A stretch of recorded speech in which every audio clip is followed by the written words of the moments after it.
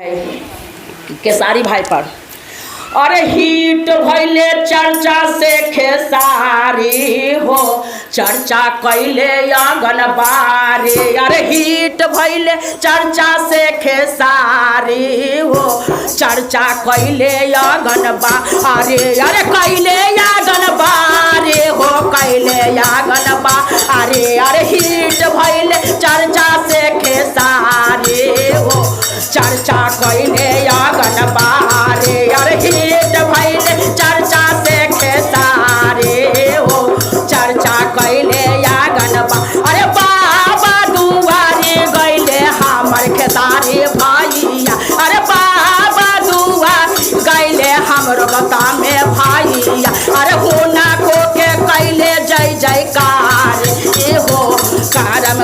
अरे हिट भैले चर्चा से खेसारी हो चर्चा कैले आंगनबाड़ी। अरे हिट भैले चर्चा से खेसारी हो चर्चा कैले आंगनबाड़ी। अरे कैले आंगनबाड़ी हो कैले आंगनबाड़ी। अरे हिट भैले चर्चा से खेसारी हो चर्चा कैले आंगनबाड़ी। अरे बाबा दुआरी गैले हमरो सभे भैया।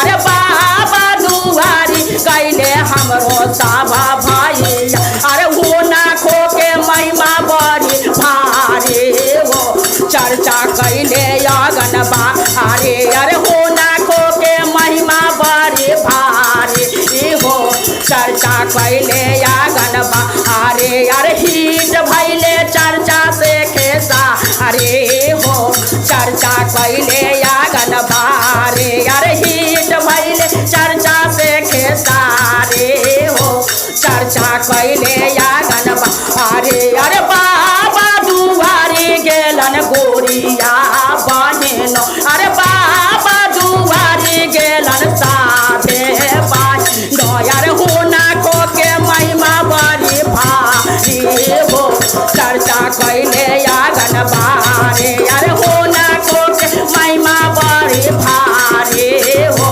चर्चा कैले आंगनबाड़ी। अरे हिट भैले चर्चा से खेसारी हो चर्चा कैले आंगनबाड़ी। बोलिए प्रेम शंकर भगवान की जय। जैसे खेसारी भैया के बढ़ैला है भोले बाबा वैसी सब भाई बहन के सबके बढ़ावा आगे के।